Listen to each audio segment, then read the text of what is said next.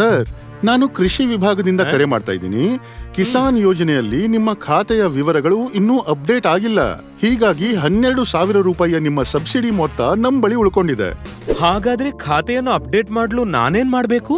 ನೀವು ವೆಬ್ಸೈಟ್ಗೆ ಹೋಗಿ ಸ್ವತಃ ಅಪ್ಡೇಟ್ ಮಾಡಬಹುದು, ಅಥವಾ ನೀವು ಕೆಲವು ವಿವರಗಳನ್ನ ತಿಳಿಸಿದ್ರೆ ನಾನೇ ಅದನ್ನ ಮಾಡಬಹುದು. ನಿಮ್ಮ ಕಡೆಯಿಂದ ದಯವಿಟ್ಟು ಅಪ್ಡೇಟ್ ಮಾಡಿ. ದಯವಿಟ್ಟು ನಿಮ್ಮ ಬ್ಯಾಂಕ್ ಖಾತೆ ಹಾಗೂ ಡೆಬಿಟ್ ಕಾರ್ಡ್ ವಿವರ ತಿಳಿಸಿ. ಆಯ್ತು. ನಿಮ್ಗೊಂದು OTP ಬರುತ್ತೆ. ಪ್ರಕ್ರಿಯೆಯನ್ನು ಪೂರ್ಣಗೊಳಿಸಲು ದಯವಿಟ್ಟು ಅದನ್ನ ಹಂಚಿಕೊಳ್ಳಿ.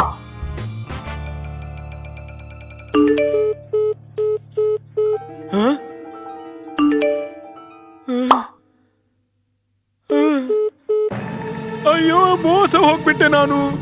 ಜಾಗರೂಕರಾಗಿರಿ. ಸಮಾಜ ಕಲ್ಯಾಣ ಯೋಜನೆ ಹೆಸರಲ್ಲಿ ಮೋಸ ಹೋಗಬೇಡಿ.